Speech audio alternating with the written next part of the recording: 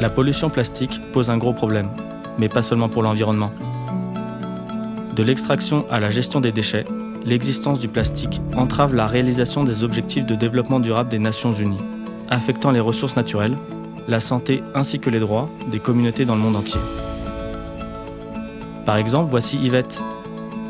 Elle vit dans un village de pêcheurs près d'un estuaire. Sa famille a toujours dépendu de l'océan et de ses ressources.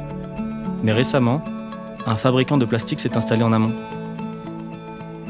La pollution de l'usine peut provoquer des inondations, a des répercussions sur le tourisme et la pêche, contamine la faune marine et les sources d'eau avec des microplastiques. Globalement, elle a des répercussions négatives sur les droits de l'homme.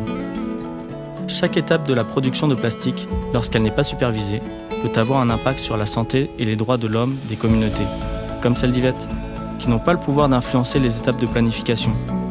Essayez d'imaginer le stress et l'anxiété que subissent les parents de ces enfants, exposés à des substances toxiques liées au plastique. Ces communautés marginalisées, vivant à côté d'industries polluantes, sont plus susceptibles de subir des inégalités. Les problèmes de santé aggravent les disparités en matière d'éducation. De plus, le ramassage des déchets est considéré comme un travail de femme. Leur corps est touché de manière disproportionnée, exposant encore plus les filles comme Yvette aux problèmes sanitaires. Comme la faune marine est polluée, les pêcheurs, comme le père d'Yvette, sont obligés de prendre des emplois dans l'industrie, ce qui a de graves répercussions sur leur santé en raison de la présence de matières hautement toxiques. Dans le même temps, le manque de volonté politique et de financement retarde le développement des économies circulaires, des infrastructures de recyclage et de collecte et ne lutte pas efficacement contre le chômage. Maintenant, d'un point de vue des infrastructures, le plastique est produit selon des méthodes très polluantes. Cela consiste à marchander les ressources naturelles dans un but lucratif et à limiter le déploiement des énergies renouvelables. Une réglementation couplée à des sanctions insuffisantes entrave le développement des communautés durables.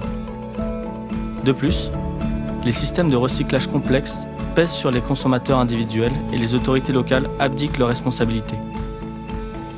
D'un point de vue écologique, la production de plastique favorise le dérèglement climatique par l'émission de gaz à effet de serre, menace la faune marine, agrège les polluants par bioaccumulation et acidifie les océans.